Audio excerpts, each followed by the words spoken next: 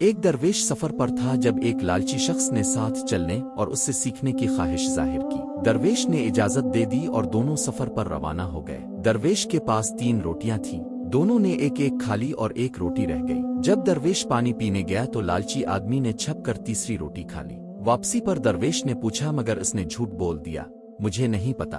وہ دونوں خاموشی سے آگے بڑھتے گئے۔ کچھ آگے جا کر انہوں نے ہرنوں کا ایک غول دیکھا۔ درویش نے ایک ہرن کو اشارہ کیا، وہ فوراً آ گیا اور درویش نے اسے ذبح کیا۔ کھانے کے بعد اس نے ہرن کی کھال کو چھوا اور کہا، خدا کے حکم سے زندہ ہو جا۔ ہرن فوراً زندہ ہوا اور اپنے غول کے ساتھ جا ملا۔ شاگرد نے کہا، میرا ایمان دگنا ہو گیا ہے۔ درویش نے پوچھا، پھر بتاؤ روٹیاں کتنی تھی؟ اس نے جواب دیا، 2۔ درویش خاموش رہا اور آگے بڑھ گیا۔ بعد میں وہ بغیر کشتی والے دریا کے کنارے پہنچے۔ درویش نے کہا، میرا دامن پکڑ لو۔ خدا کے حکم سے وہ خشک قدموں کے ساتھ پار ہو گئے۔ شاگرد نے کہا، میرا دل نور سے بھر گیا ہے۔ درویش نے پھر پوچھا، پھر بتاؤ روٹیاں کتنی تھی؟ اس نے ایک بار پھر جھوٹ بولا، 2۔ کچھ دور جا کر انہیں 3 سونے کی اینٹیں ملے۔ درویش نے کہا، ایک میری، ایک تمہاری اور تیسری اس کی جس نے تیسری روٹی کھائی تھی۔ لالچ غالب آ گیا اور اس نے فوراً اقرار کیا، تیسری روٹی میں نے کھائی تھی۔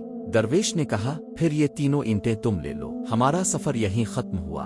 وہ وہاں سے چلا گیا۔ لالچی آدمی خوشی سے بیٹھ گیا اور سوچنے لگا کہ یہ سونا گھر کیسے لے جائے۔ اتنے میں 3 ڈاکو وہاں سے گزرے۔